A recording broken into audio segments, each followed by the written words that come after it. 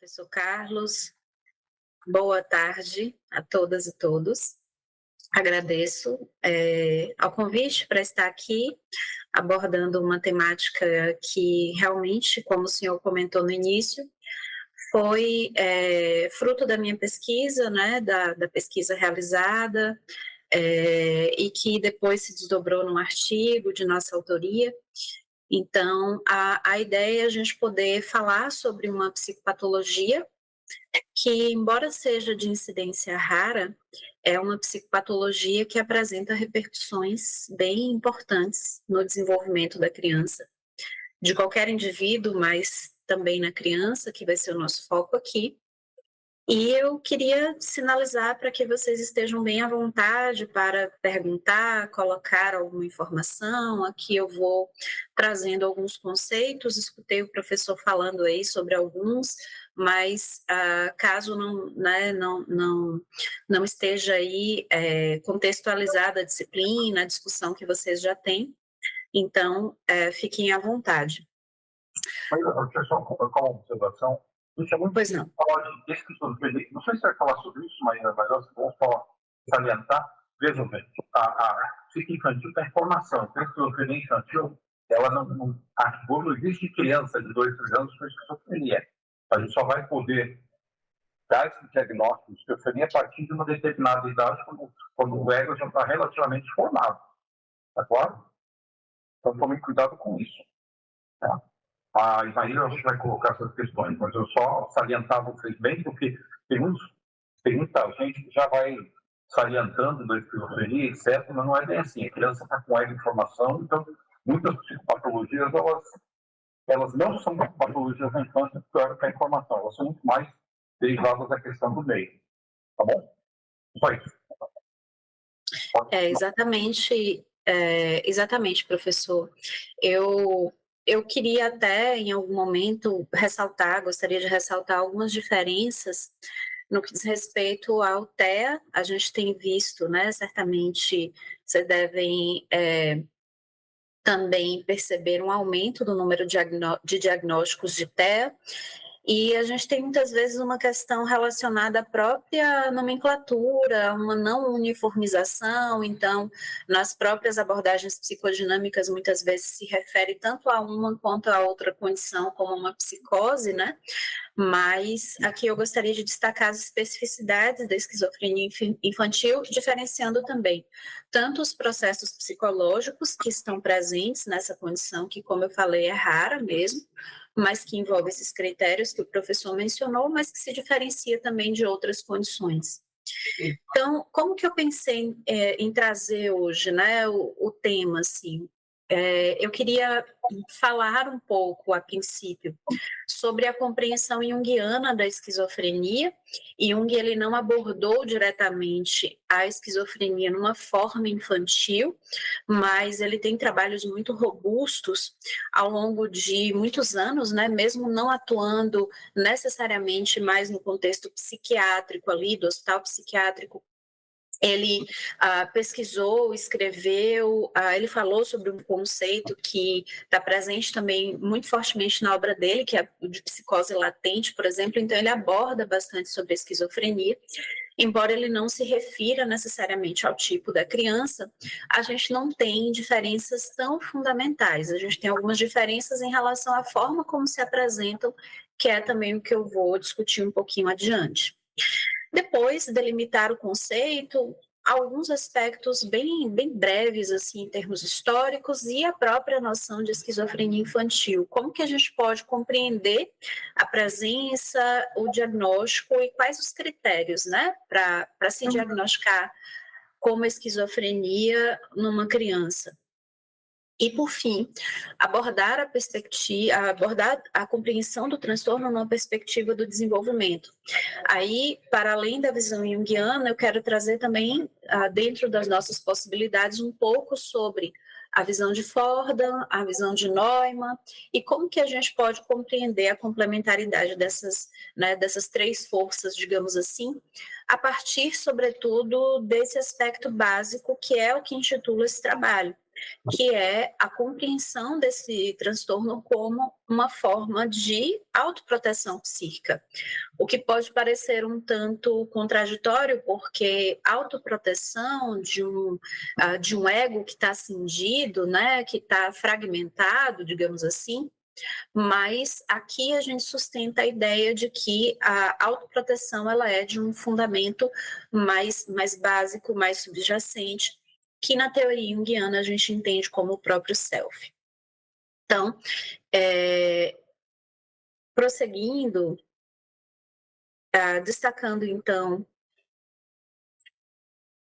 deixa eu descer aqui, a respeito da concepção junguiana, né? Então, seria, né, eu vou trazer realmente um recorte daquilo que eu considero essencial da visão junguiana sobre esquizofrenia para a gente abordar o tema, mas ele tem, assim, como eu disse, contribuições muito robustas, né? Mas os aspectos centrais que ele vai compreender, Jung está ali trabalhando com Bleuler no início do século XX, forjando ainda alguns conceitos, e ele vai considerar... Vocês me escutam bem? Ok. Ele vai considerar ali, lá no começo, que a noção de Bleuler sobre esquizofrenia, vamos pensar que ao longo do século XIX, essa era uma condição chamada ainda demência precoce, né? Bleuler vai forjar o termo esquizofrenia e vai trazer que a afecção seria uma espécie de cisão psíquica, cisão do eu, e essa cisão, ela traria à tona uma série de aspectos psicológicos mais reprimidos, né, que estão um pouco mais distantes da consciência e de maneira geralmente desorganizada. É muito interessante a gente perceber que nessa época, para além dos sintomas que a gente tem hoje como sendo fundamentais da esquizofrenia, que são as alucinações e os delírios, nessa época, Bleuler ele enfatizou o aspecto fundante da esquizofrenia como sendo a desorganização psíquica, a cisão psíquica. Esquizo, ofender a mente, frenia. Então, a gente tem essa concepção fundante que Jung endossa, mas Jung, para além de todas as pesquisas que existiam na época, né, do ponto de vista cerebral, a gente tinha ali hospitais psiquiátricos dissecando cérebros, que era o que Jung era tão crítico à época, ele enfatizava a importância da gente ter um olhar para aquilo que é em contexto. Eu não sei qual é a etiologia da esquizofrenia, ele dizia, certamente existem uma série de componentes aí, mas uma coisa a gente sabe que existe um fator que ele vai chamar de psicogênico, um fator fundante que é de origem psicológica e que geralmente vai se manifestar, esse transtorno ele vai se manifestar a partir de uma experiência traumática, a partir de uma situação que ocasiona uma crise, portanto, essa ruptura, como o Bleuler chamou, né? Então, ele vai dizer, o que leva à doença é somente a impossibilidade de a pessoa se libertar de um conflito avassalador. Se a gente fosse até lá o volume 3, Jung ele vai discutir alguns casos, né, alguns casos clínicos muito interessantes que nos mostram o quanto que o sentido dos sintomas, por exemplo, aparentemente algumas falas elas são desconexas, o conteúdo de uma alucinação, que a gente pode depreender que seja uma alucinação, não apresenta um componente muito ancorado ali na experiência de eu, o próprio indivíduo ele vai manifestar vozes que às vezes são distintas àquela que apresentava, e isso geralmente indica que nessa ruptura vem, digamos assim, a céu aberto, uma série de outros eus, digamos assim, que estavam reprimidos ou mais distantes do polo da consciência. Então, Jung vai defender o seguinte: os esquizofrênicos possuem também uma psicologia, ou seja, uma causalidade e finalidade psíquicas da mesma maneira que é chamada vida mental, embora com uma diferença radical. Enquanto eu, na pessoa normal, é o sujeito da experiência, no esquizofrênico, o eu é somente um dos sujeitos da experiência. Isto é, o sujeito normal se fragmenta numa pluralidade de sujeitos e complexos autônomos, como diz a palavra esquizofrenia, aqui grafada dessa forma por Jung, em seu sentido próprio. Mas o que seriam os complexos, né? Os complexos, eles têm, segundo a noção junguiana, um componente basilar arquetípico, comum a todas as pessoas enquanto possibilidade, mas que conecta conteúdos ou experiências, né? Vivências a partir de uma teia afetiva. Jung vai falar que o que costura, né, o que permeia a personalidade, ele vai falar que a base da personalidade é a afetividade. E ele chega a essa constatação muito também em função do exame das manifestações dos indivíduos com alguma psicopatologia, não apenas esquizofrenia, né, mas também pessoas com neurose, na época muito em voga lá, então chamada histeria. E aí ele vai compreender que essa teia muitas vezes possibilita também aquilo que é disfuncional, porque uma vivência de um indivíduo com esquizofrenia, a gente tem aí uma desorganização bastante evidente, diferente, inclusive, de outras formas de psicose. Um parêntese, se a gente fosse a ter, por exemplo, a forma da paranoia, né? Que hoje a psiquiatria chama de transtorno delirante, nas psicodinâmicas mais comumente a gente fala em paranoia, então a gente tem uma ênfase no delírio, é como se fosse uma ênfase num complexo, que seria também, que tem uma autonomia, mas que ele não necessariamente suplanta o eu não está totalmente cindido, como no caso da esquizofrenia. Na esquizofrenia, a gente tem a forma mais extrema, né, de manifestação de uma psicose, de uma desorganização, que sim, possibilita algumas vivências que não estão necessariamente ancoradas num senso de continuidade, numa personalidade de uma forma coesa, né, mas sim de uma forma, muitas vezes, visualmente, aparentemente desintegrada. Até aqui tudo bem? Fica alguma questão, alguma colocação? Se alguém quiser falar só, pode levantar no problema, tá bom? Acho que está tudo bem, Maria. Ok, então vou seguir, qualquer coisa fiquem à vontade. Bom, abordando de maneira mais específica a esquizofrenia infantil, em termos históricos, dos autores que representam a psicologia analítica, as abordagens psicodinâmicas, a gente não tem uma discussão aprofundada a respeito da esquizofrenia na infância. Jung, como eu falei, não discutiu sobre. Bleuler e Kraepelin chegaram a falar que alguns casos de esquizofrenia estavam presentes desde a infância, mas eles não esmiuçam, eles não detalham essas formas. Mas se a gente for lançar um olhar para além das psicodinâmicas, né?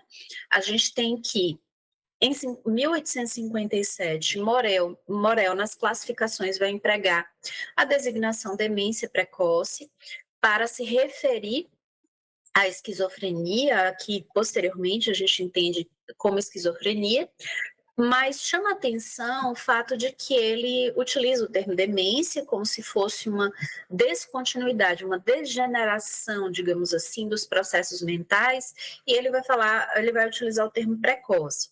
Precoce porque acometia adultos jovens, mas é só em 93 que Kraepelin vai acoplar numa diferenciação que ele faz das psicoses em maníaco-depressivas, seria a forma clássica de depressão com surtos de mania, digamos assim, e demência precoce, que ele vai também abordar, mas é só aí que ele vai falar da hebefrenia, que é o segundo subtipo que está posto aí no slide, né?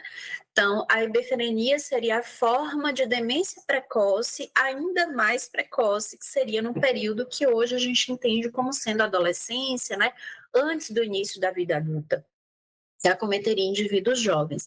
Mas ele ainda não menciona diretamente um tipo, né, de esquizofrenia que começa na infância. Então, só para situar, né, a gente tem, então, ele divide em dois grandes grupos, psicoses maníaco-depressivas e a demência precoce. A demência precoce, que seria dividida em catatonia, que seria aquela forma de expressão prioritariamente motora, seja com estupor, seja com movimentos estereotipados, A hebefrenia, que eu já falei, e vesania típica, que seria, como hoje a gente entende, o transtorno bipolar. É só em 1906 que a gente tem o registro da então chamada demência precoce na infância. Sandy Santos a designou como demência precocíssima. E é lá em 1933, que a gente tem pela primeira vez o registro, formalmente falando, do termo esquizofrenia infantil por Potter, né? Mas uma compreensão eminentemente psiquiátrica e, na época, ainda classificatória. Mas o que caracteriza necessariamente, né? O que possibilita que a gente possa diagnosticar um transtorno como esse tão severo, porque compromete diversas funções psíquicas, como eu já falei, na infância?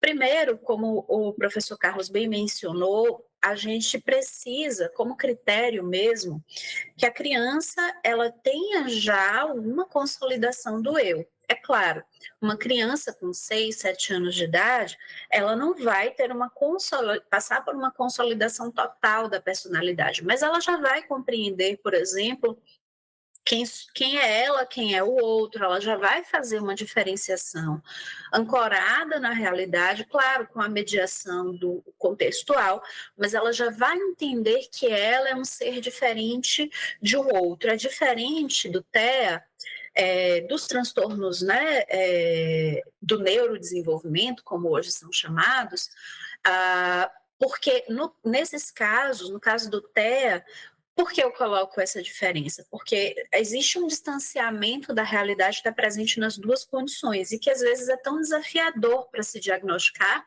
sobretudo se você recebe uma criança e que ela já está num processo de crise, digamos assim. Mas com o levantamento necessário, né, que a gente precisa fazer em termos diagnósticos, a gente entende que no caso dos transtornos do neurodesenvolvimento, sobretudo o TEA, esse distanciamento da realidade ou alguns outros sinais, eles vão estar presentes antes dos 30 meses de idade, né? Antes de 2 anos e meio, a criança ela já vai manifestar. No caso da esquizofrenia, não.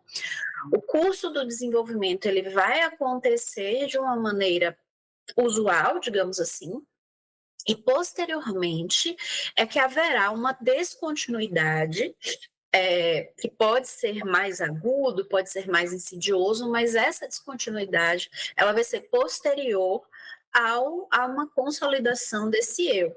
Se a gente for olhar para uma história pregressa, a gente é possível, assim como no adulto, por exemplo, alguns sinais anteriores, mas isso não se configura como ainda um transtorno necessariamente. Então, ela passa a demonstrar esse distanciamento de maneira mais abrupta do que, por exemplo, nos outros transtornos.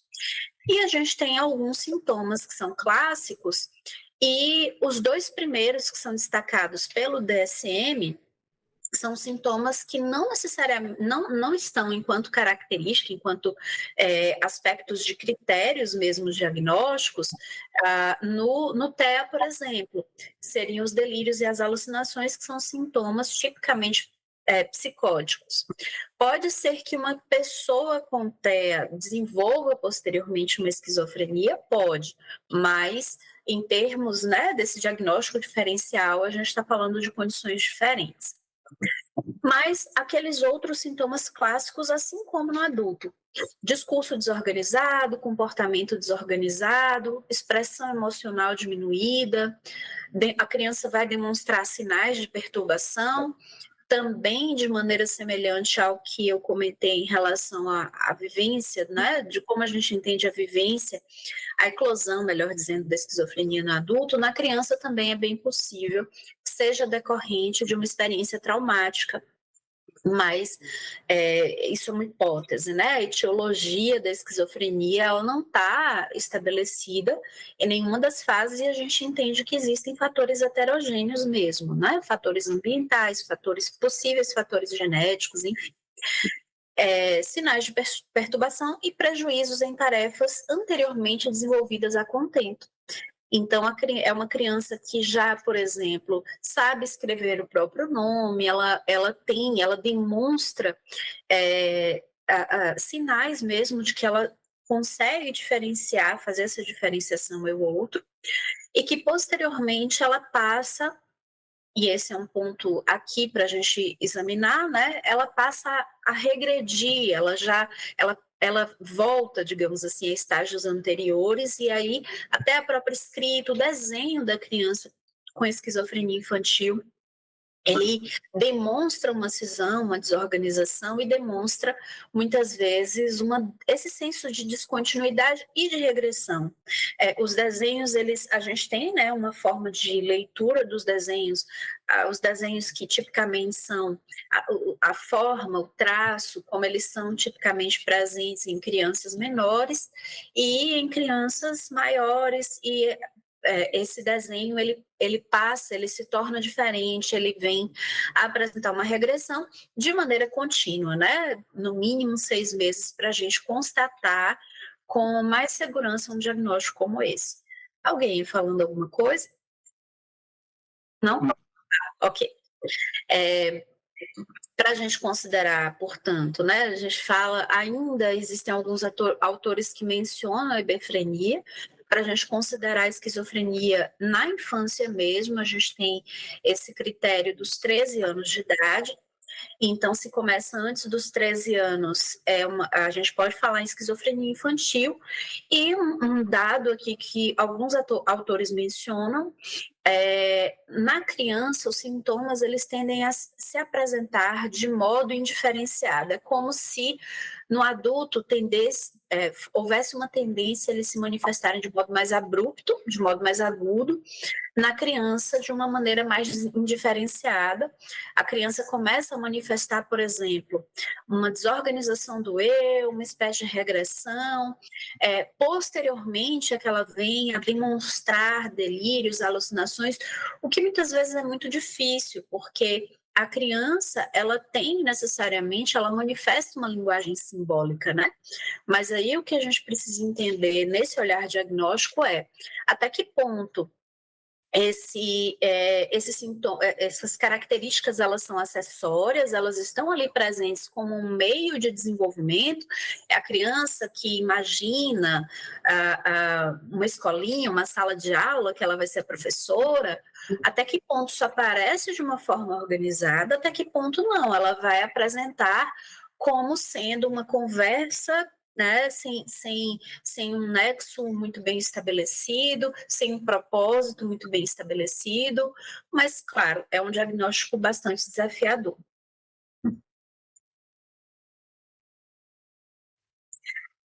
Retomando os fatores psicodinâmicos, né, tem um aspecto importante, assim, que eu quero destacar da esquizofrenia na infância,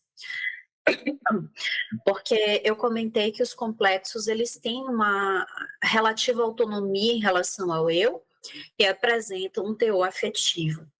No caso da criança, a gente tem um ego em formação e a gente tem um desenvolvimento pautado muito fortemente no corpo. As primeiras experiências de uma criança, experiências, né, psicológicas mesmo, elas vão se constituir através do corpo. E esses aspectos, eles estão ainda também em formação, sobretudo no que diz respeito a essa apreensão da criança nessa diferenciação eu-outro. Então, via de regra, a criança ela tende a manifestar também esses complexos no corpo, e o corpo com uma autonomia em relação ao eu, que é também mais um aspecto chave no diagnóstico, né, da esquizofrenia na criança. O complexo do eu, ele está diretamente ligado às sensações corporais. É o mais estável e rico em associações, óbvio, num curso de desenvolvimento esperado, saudável, digamos assim. Na criança com esquizofrenia, a gente tem uma profusão muito maior de sensações e de afetos, e por isso é que o senso, né, uma ação, digamos assim, que possibilite uma contenção desse eu e um senso de desenvolvimento que já é desafiador no adulto, né? Um adulto com esquizofrenia, são raros os casos de um sucesso terapêutico, digamos assim. Na criança, esse desafio ele se redobra porque o eu está ainda ele já tem uma consolidação, mas não é uma consolidação como se tem no adulto, por exemplo. E, por exemplo, as experiências arquetípicas, né, que a gente vê se manifestarem independentemente da fase do desenvolvimento, na criança é como se elas fossem ainda mais arcaicas, né? É como se elas ainda tivessem um componente mais primitivo, porque se o indivíduo regride em muitos aspectos, ele vai regredir, a criança ela vai regredir a estágios ainda anteriores. Então, essa integração, ela termina sendo ainda mais desafiadora, e ela também nos aponta para essa necessidade de integração dos aspectos corporais, né? Uma criança que eu tive a oportunidade de atender com esse diagnóstico, foi muito interessante que num dos momentos mais organizados que ela apresentou no SET, quando eu pedi que ela fizesse um desenho dela, ela desenhou as partes do corpo como se fossem, sabe assim, o tornozelo, ela colocava uma demarcação, o que é incomum, né? O joelho, né? De maneira como se cada pedaço para ela estivesse sendo, como se ela estivesse tomando consciência gradativamente. E ao mesmo tempo depois isso se funde, né? Então depois um outro desenho ela já vai fazer a cabeça desconectada do corpo, né? A perna separada, como se ela representasse no papel essa desintegração, digamos assim. E aí um adendo. Vocês perceberam esse aspecto da desintegração do eu, que se manifesta a desintegração do corpo? Na hora que ela vai representar o corpo não forma todo gigante de forma de pedaço ou separado, ou seja, quando você atende, você pode até falar um pouco disso, mas não sei se vai falar mais tarde. Muitas vezes uma das vias de atendimento da esquizofrenia, ou pelo menos para trabalhar essa questão, é pela integração do corpo em si com técnicas corporais mesmo, de sensação, de percepção, porque o eu, é que nem ela coloca ali claramente, o complexo do eu está ancorado nas sensações corporais. Sim. Sim, eu pretendo falar tanto sobre isso, como também no que diz respeito, acho que a gente já pode abordar, né, a esses aspectos simbólicos e arquetípicos, como eles muitas vezes demonstram um aspecto muito mais avassalador, porque a gente está, digamos, numa ponte mais primitiva ainda desses aspectos arquetípicos, digamos assim, que a criança manifesta. Mas além da criança, também no adulto, esse trabalho corporal ele tende a ser extremamente importante, porque é como se possibilitasse um retorno e algum nível de consolidação egóica, que é o que falta justamente no caso. Não é o que falta, mas é o que está comprometido na esquizofrenia. Quando a gente tem, né, certamente nos centros de saúde mental, a gente costuma observar algumas oficinas, né, tem oficinas de beleza, oficinas de autocuidado. Essa nada mais foi do que uma estratégia assim, muito defendida por Nise, por exemplo, Nise da Silveira, para que os pacientes, muito ancorada na teoria junguiana, nos conceitos de Bloyle, para que os pacientes eles pudessem experimentar um retorno ao eu, uma reorganização desse eu, digamos assim, já que é o aspecto que está realmente comprometido aqui.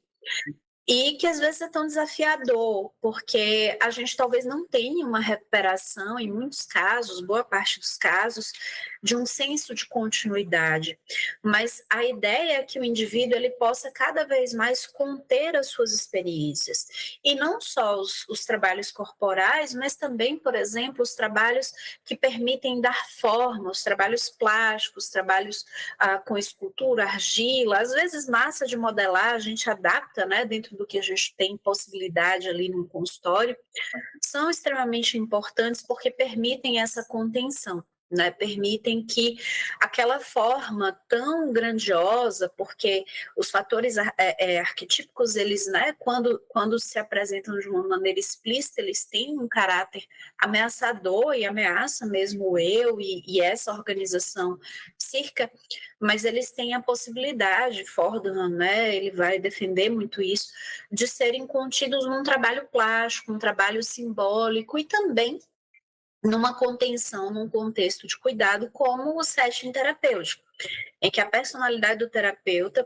pode favorecer que essas experiências elas sejam contidas, né? E que o terapeuta ele também seja uma fonte de mediação entre essas imagens com esse aspecto luminoso, né?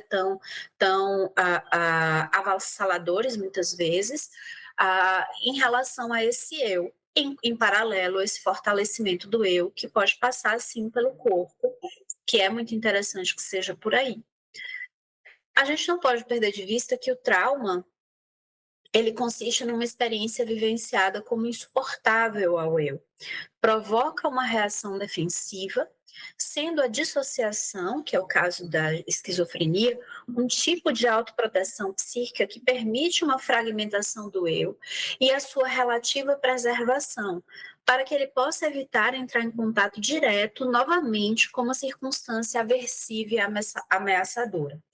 É como se, para a psicologia analítica, todo sintoma ele vai ter um propósito. Então, a neurose ela pode levar, por exemplo, a uma repetição aparentemente desconexa de sentido, mas que tem um sentido que está relacionado àquela experiência, como se a repetição fosse uma possibilidade do indivíduo não lidar com aquilo outro que está reprimido, bem grosso modo falando.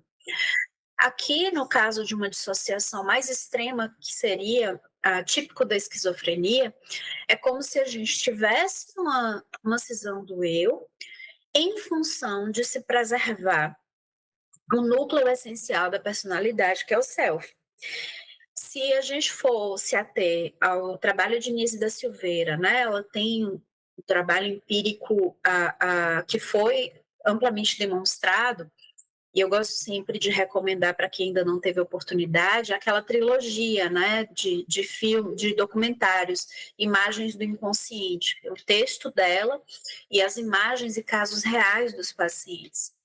Ela vai abordar aquilo que também Jung teve a oportunidade de comentar, na verdade ela ancorada na teoria dele, de que muitas vezes, curiosamente, o paciente com esquizofrenia, no ápice da sua desagregação, pelo menos é o que demonstra, né, em termos comportamentais, de fala, de senso de realidade, vai desenhar formas muito bem organizadas, as mandalas, né, as formas harmônicas, como uma maneira de compensar o caos vivido na consciência. Então, essa dinâmica de opostos da consciência e do inconsciente como uma forma de comunicação estão usualmente presentes.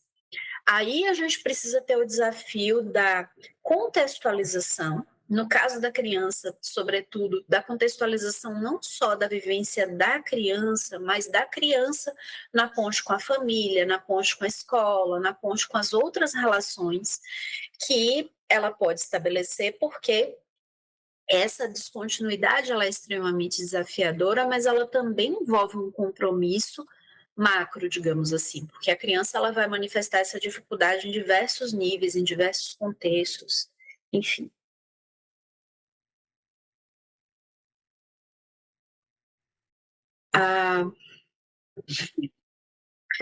Acho que eu já comentei sobre isso, a força psíquica dos arquétipos subjaz os distúrbios psicológicos, incluindo os neuróticos e os psicóticos, e, segundo Samuels, os comportamentos arquetípicos evidenciam-se ao máximo nos momentos de crise, quando o ego está muito vulnerável.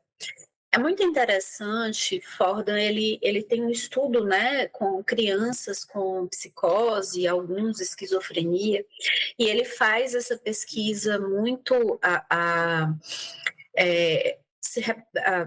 mencionando ali num contexto em que as crianças elas estavam buscando alguma reorganização, aliás, todo um contexto social, mas as crianças também, num período de pós-guerra, né? Então, ficou bastante evidente para ele o quanto que a desorganização também coletiva muitas vezes se manifesta nos sintomas da criança e nos momentos de crise vivenciados e quando o ego está muito vulnerável. E aí vamos pensar que a criança, para que ela se desenvolva a contento, bem, minimamente bem, ela precisa de um contexto seguro, ela precisa de uma fonte de segurança, dos cuidados parentais no contexto em que ela está inserida.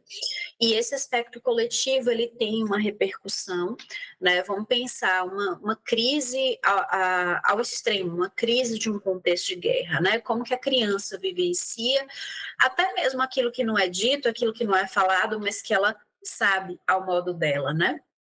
E aí, quando a gente tem a oportunidade de compreender a possível presença de eventos aliciadores de alguns desses sintomas, dessa desagregação do eu, dessas características psicóticas em evidência, quando a gente tem a oportunidade de entender mais ou menos possível desencadeamento desse trauma, né? Aqui ele faz jus, a gente tem alguma possibilidade de buscar, né, dentro, claro, numa ponte, uma reorganização desse eu para que ele possa lidar com aquilo que foi tão aversivo, que a gente pode reconstruir com algum nível de segurança. É sempre muito difícil. Jung, ele mencionou um exemplo de uma paciente que, quando ele começou o seu trabalho no Burgos, o Hospital e Clínica Psiquiátrica, essa paciente ela já estava internada há muitos anos. Eu não me lembro agora se ele comenta esse caso no volume 3 ou no livro de memórias. Mas ele comenta que era uma paciente que tinha uma catatonia, né? Praticamente o tempo que ela passava era em estupor ou com alguns sintomas, uns maneirismos com o corpo. E que ele não compreendia aqueles sintomas.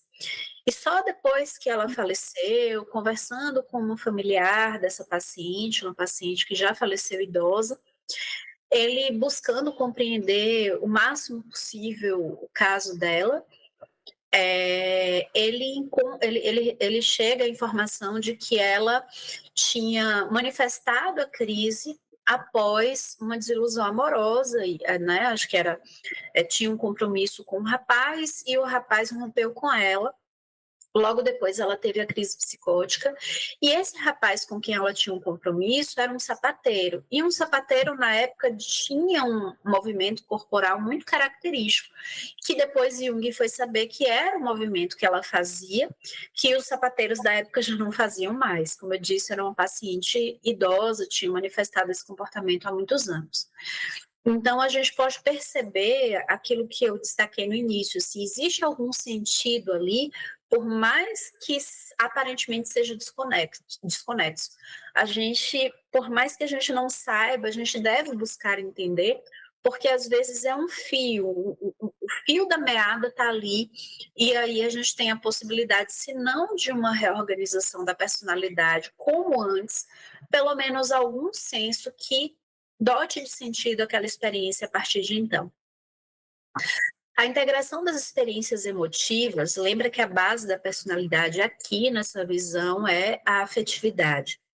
Em construção no período da infância, tende a dar lugar na esquizofrenia infantil a uma fixação do complexo e a toda a sua gama de afetos na personalidade e em relação ao eu, ainda em estruturação nessa etapa de vida, além da formação de defesas arquetípicas mais basilares do que as defesas egóicas. Então, se num adulto que já consolidou o eu, a gente tem uma defesa egóica precária na esquizofrenia, no caso da criança, isso é vivido como, se for possível colocar alguma interpretação, como um pesadelo constante a cada vez que a criança ou que essas defesas arquetípicas, ou que essas formas arquetípicas fazem contato com a criança. Eu até coloquei aqui no slide posterior que Neumann vai falar da constelação do arquétipo da mãe terrível. Por que a mãe terrível? Esse período é um período em que, como eu falei, os cuidadores, né, acho que está posto isso, eles desempenham um papel fundamental, e a gente tem ali a mãe, entre aspas, né, o cuidador principal, como uma fonte de segurança, ao mesmo tempo, essa formação, que é uma formação do ego, que na psicologia analítica está diretamente conectada ao self, ela começa a evidenciar algumas falhas. E é nesse sentido que eu quero trazer um pouco mais, primeiro as concepções de Fordham e depois um pouquinho sobre Neumann também. Fordham, ele vai falar que a organização da personalidade tem todo um embasamento na teoria junguiana, mas ele amplia um pouco, ele foca na criança, né? Nesse sentido, ele vai propor que a dinâmica de deintegração e reintegração possibilita a constituição do eu. O que seria deintegração e reintegração? É como se a criança, quando nasce, ela precisasse, veja, ela não sabe exatamente quem sou eu, tanto que a gente não tem memórias de quando a gente é bebê, memórias consolidadas, no máximo alguns fragmentos, né? A gente não tem essa consolidação. E para Fordham, na pesquisa com bebês, com crianças pequenas, ele entende que é a partir do papel do cuidador que a criança vai constituir o eu como, gerando psicologicamente uma espécie de deintegração, que seria como uma desintegração mesmo, digamos assim, mas não total, não absoluta aqui, uma deintegração em relação com o cuidador para que ela se volte a si, na perspectiva da reintegração. E isso é muito dinâmico, tá? Isso está em vivência ali pela experiência o tempo todo. E é assim que ela consegue constituir o eu. Isso no desenvolvimento usual. Quando a criança, na deintegração, ela vive uma experiência traumática, a gente tem algumas falhas na reintegração. E é claro, não apenas a gente tem a possibilidade de um resultado desintegrador ao ponto de uma esquizofrenia, a gente tem outras questões, né, do desenvolvimento. Existem outros transtornos na infância, né, uma depressão, um transtorno disruptivo, a gente tem outras possibilidades. Como a etiologia desses transtornos não está bem estabelecida, a gente fica com a incógnita, mas é uma possibilidade, uma desintegração mais extrema como a esquizofrenia.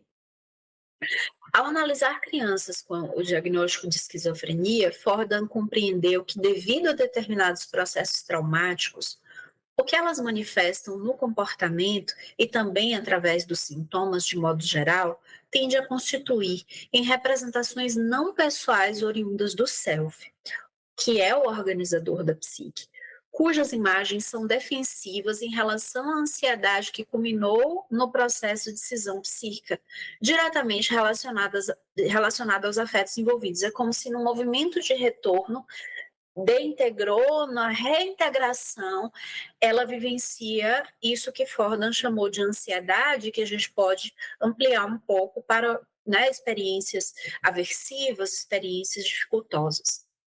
Nesses casos, o afeto está atrelado aos fatores do inconsciente coletivo, cuja representação se manifesta, se expressa de maneira avassaladora. Ainda que que tenham perspectivas oponentes, existe um aspecto da proposição de Neumann que a gente também pode destacar nesse sentido e que eu considero relevante a gente possibilitar um diálogo. Tanto Fordham como Neumann embora tenham aqui as diferenças em relação aos processos defensivos, para Fordham o self, que tem um processo de defesa, para Neumann o próprio ego, mas existe um ponto em comum, aliás, dois que se correlacionam. Primeiro, O que possibilita essa desintegração são os aspectos afetivos. Segundo, os processos arquetípicos manifestados nas patologias graves da infância, como diz Neumann, na esquizofrenia, como especifica Ford, são os processos arquetípicos mais arcaicos, mais avassaladores. Então, no tocante, aqui uma contribuição de Neumann, né? No tocante aos processos relacionais da infância e nas possibilidades de culminarem na psicopatologia esquizofrênica, Neumann sugere que eventuais distúrbios da relação primal, ou seja, a relação da criança, do bebê com a mãe, né, mãe cuidador, estejam diretamente relacionadas a essa patologia, pois tende a ser constelada na criança a imagem arquetípica da mãe terrível, representada pela maneira como as pessoas com esquizofrenia demonstram uma desintegração, pautada na experiência caótica dessas vivências. Para o autor, o arquétipo da mãe terrível está associado à morte, ruína, aridez, e representa uma reversão do princípio de Eros.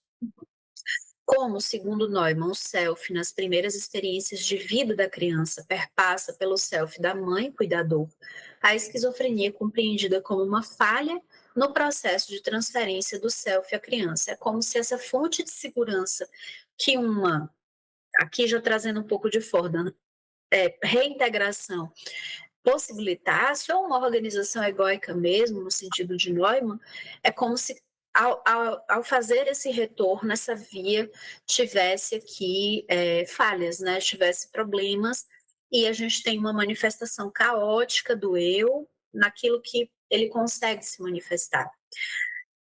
Também na obra Imagens do Inconsciente, no livro mesmo, Nise traz alguns exemplos da manifestação da mãe terrível em pacientes mulheres com esquizofrenia. Acho que um caso clássico de uma paciente, se eu não me engano, é Norma, ela vai trazer a imagem, a forma como Norma pinta a mãe terrível, uma mãe ameaçadora, bem associada aos processos quitônicos, né, à terra, e a uma proporção muito maior do que o eu em si, o indivíduo frágil que ela coloca ali ao lado dessa mãe terrível, como uma representação arquetípica desse aspecto que pode estar presente nesses sintomas. Pois não. Então, a gente lembra do arquétipo, sempre tem duas visões, o aspecto construtivo e o aspecto destrutivo, tá certo? A mãe diz respeito ao cuidador primário. O cuidador primário faz experiências positivas e construtivas para a criança, constela o arquétipo da mãe, da grande mãe positiva. Se a mãe, por exemplo, uma mãe bipolar, uma mãe que não dá cuidado, uma mãe que faz maus tratos com a criança, vai constelar esse aspecto da grande mãe negativa, tá certo? Que é a mãe terrível. Aí você tem, sabe a Medusa, por exemplo? Sabe a bruxa lá aquela Branca de Neve, né? Sabe a bruxa da Branca de Neve? Também são aspectos dessa mãe terrível. Mãe lembrando como a representação simbólica do cuidador primário. Alguém tem alguma pergunta, gente? Não? Então tá bom. Pode continuar. E que, assim, para além do cuidador, muitas vezes é o que o indivíduo, a criança, vai a se deparar no meio, né? Então, por exemplo, Nise, quando ela aborda o arquétipo da mãe terrível, ela vai falar também, ela discute os casos de algumas pacientes e também ela vai fazer uma ponte com o aspecto cultural da nossa cultura que enfatiza, culturalmente falando, a mãe positiva, né? A Virgem Maria,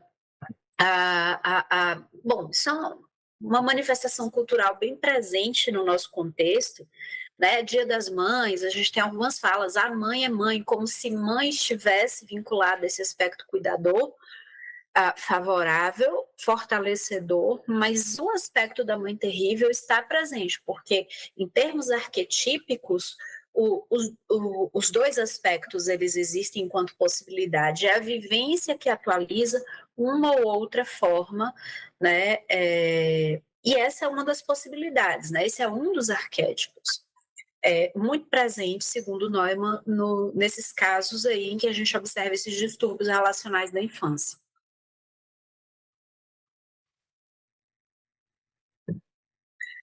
Bom, como eu queria também, assim, não sei se a gente tem um tempo para discutir, eu queria, assim, fazer uma espécie de apanhado, né, um, um arremate aqui da ideia central da compreensão de autoproteção psíquica na esquizofrenia, para também abrir para perguntas, contribuições, né? Acho que tem alguns aspectos centrais nessa leitura, que seria o seguinte: está posto que na esquizofrenia a gente tem uma desintegração do eu, lá no sentido bloileriano. Inclusive, esse é um grande desafio, né? Porque a gente tem as formas de acompanhamento de um paciente com esquizofrenia são heterogêneas, o que reflete a própria heterogeneidade do transtorno. Então, a gente tem aí modalidades de terapia ocupacional, de psicoterapia ou individual ou grupal,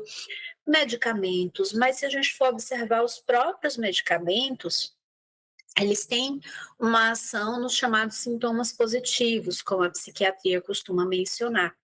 Mas essa desorganização do eu, que é tão característico da esquizofrenia, é o que dificulta, é um dos tipos de psicose mais refratárias, porque a gente não tem algo, a gente não tem uma receita, digamos assim, única para essa reorganização, né? Mas a gente sabe que, pelo menos nessa perspectiva aqui, a gente entende que existe uma função, existe um propósito, como já foi tão discutido, né? Então, a desintegração do eu na esquizofrenia infantil visa preservar o núcleo da personalidade. É como se, diante de uma vivência muito ameaçadora à integridade psíquica, o eu se desintegrasse para possibilitar que alguma coisa ficasse preservada, que seria, digamos assim, o núcleo essencial.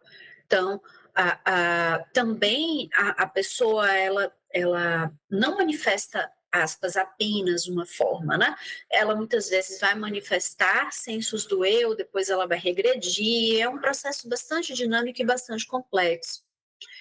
A defesa repercute e se direciona também ao contexto do indivíduo. Por isso que existem, né, como eu falei no início, o distanciamento da realidade é uma das características. Mas os desafios, eles são inúmeros. Uma criança, imagine o desafio de você ter uma criança que lia, escrevia a contento, escrevia o seu nome, sabia diferenciar, escrever os nomes de outras pessoas, tinha uma organização e, de repente, já não consegue ou demonstra não conseguir concatenar esse tipo de continuidade, de senso de continuidade, né? São muitos desafios. Então, essa defesa, segundo Kaushad, ela retrocede profundamente e ativa estruturas e afetos primordiais da camada coletiva do inconsciente. Então, esses trabalhos de contenção, como Fordham, Nise da Silveira, Jung, eles vão defender, é algo fundamental. É claro que a gente tem as especificidades, né? Tem pacientes que vão manifestar uma facilidade, uma adesão muito acessível aos desenhos, às pinturas, outros vão preferir a modelagem. Mas o ponto-chave, gente, que a gente nunca deve perder de vista é que essas atividades, elas não necessariamente são atividades de reinserção apenas, né? A reinserção é importante, mas elas são também atividades que possibilitam uma reorganização ou mesmo uma forma palpável de se vivenciar um trauma. E mesmo os pacientes que não experienciem uma psicose, mas uma neurose, né, você tem algum sintoma ou mesmo uma dificuldade, dar forma, tornar a coisa palpável, favorece muito o processo de integração de uma experiência traumática, né? Uma experiência dificultosa. E aí a gente tem as demais formas expressivas, a caixa de areia, o desenho, né, desenhos que tenham uma diretriz ou não, mas que possibilitem, né, que o indivíduo ele deforme e torne a coisa mais palpável mesmo. Fordham propõe que a transferência também pode ter um papel restitutivo. Vamos lembrar que se a falha do processo de integração envolve o cuidador, envolve o mediador, então a transferência ela também é muito importante no acompanhamento das crianças com esse diagnóstico, porque também pode ter um papel não só de você possibilitar que aquelas formas arquetípicas elas esvaziem mais aquela proporção tão ameaçadora, também uma restituição aos, entre aspas, fragmentos egóicos do processo esquizofrênico na criança. Então, você tem a possibilidade tanto dessa consciência, muitas vezes a consciência corporal é importante, às vezes muito mais do que uma educação formal, já que a criança apresenta uma descontinuidade, mas os trabalhos corporais, parece que as crianças vinculam bastante, né, as atividades corporais, elas é como se elas estivessem ali reconstituindo, digamos assim, uma compreensão de si através do corpo. Essas são as primeiras experiências que uma criança muito pequena apresenta, né? Então, seriam, digamos assim, formas de lidar, de poder enfrentar um transtorno que eu comentei no início, mas não trouxe muitos dados, né? E queria trazer, é uma psicopatologia rara, como eu falei. Apenas se 1% da população apresenta esquizofrenia na vida, pelos dados estatísticos que a gente tem, desse percentual, 0,1 é na infância. E se a gente for considerar uma esquizofrenia precoce, ela é 50 vezes menos frequente se acontece antes dos 15 anos de idade. Então, é muito raro que uma criança apresente esse nível de desintegração. Porém, como foi dito, né, embora seja raro, é bastante desafiador para quem acompanha. E é um trabalho mesmo de tatear os aspectos que estão preservados, fortalecendo-os, mas ao mesmo tempo contendo as outras forças. Algumas crianças vão apresentar um pródromo, né, uma característica ali anterior ao momento em que elas apresentam uma crise mais aguda.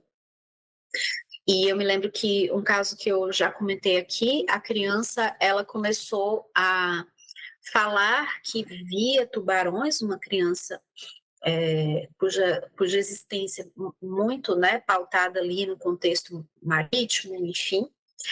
E ela começou a desenhar tubarões, os tubarões cada vez mais ganhavam tamanho, forma, proporção, até que depois que ela fez um desenho de um tubarão enorme, com crianças muito diminutas perto, a partir daí ela apresentou crises bastante agudas.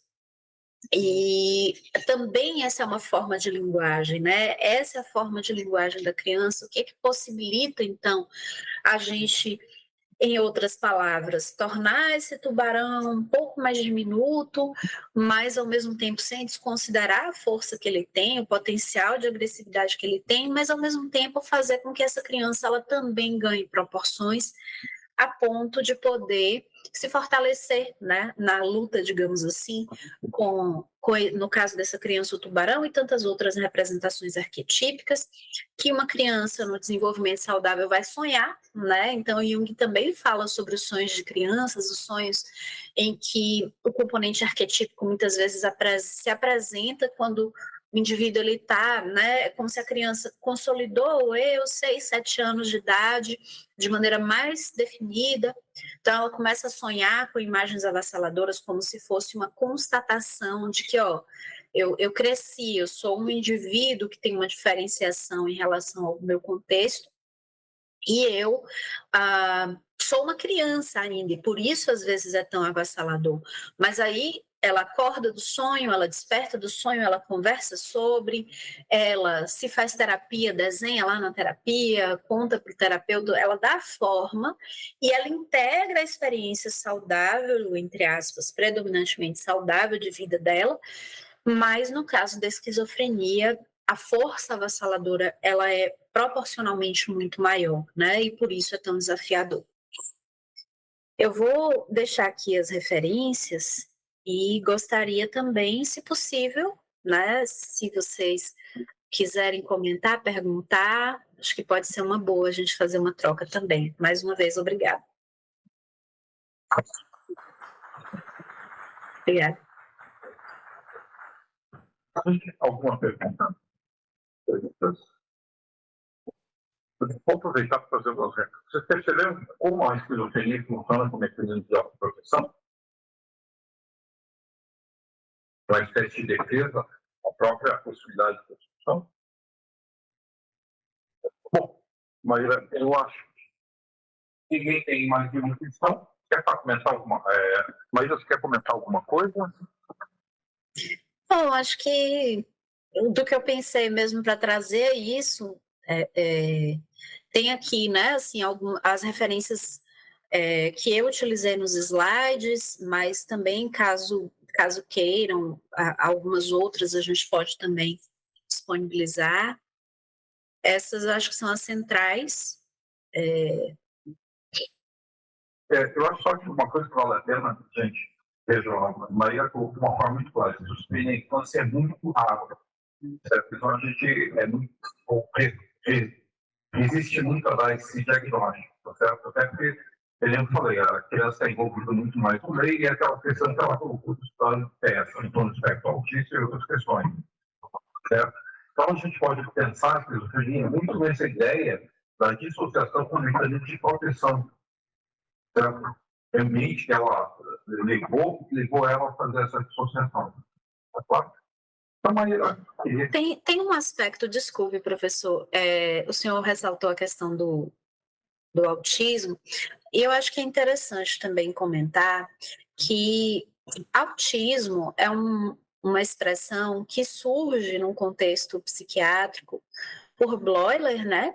Para justamente caracterizar um estado esquizofrênico, é como se fosse um estado autístico da personalidade. Posteriormente, lá com as pesquisas de Kanner, a gente vai ter a apropriação, digamos assim, desse termo para caracterizar o estado específico do que hoje a gente entende como transtorno do espectro autista. Esses aspectos, eles não são excludentes entre si, porque realmente, se a gente for considerar, as duas condições apresentam um distanciamento da realidade, mas por vias um tanto distintas, né? Então, autismo é uma expressão que surge no contexto psiquiátrico para caracterizar o embotamento afetivo do paciente com esquizofrenia. E, bom, hoje também eu acho que é interessante ressaltarmos que a própria esquizofrenia, pela classificação psiquiátrica, é considerado um espectro, né?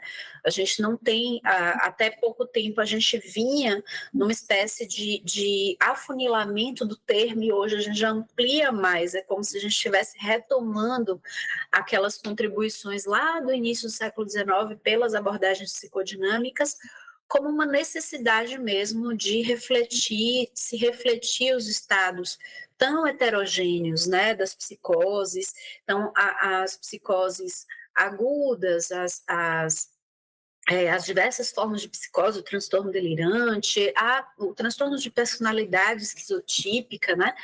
Hoje eles já estão no mesmo contexto, no mesmo bojo do espectro da esquizofrenia. Então, a gente já tem aí uma amplitude, porque, de fato, são condições muito heterogêneas, né? A gente afunilar tanto, eu penso que realmente não é algo que não dá conta dessa complexidade.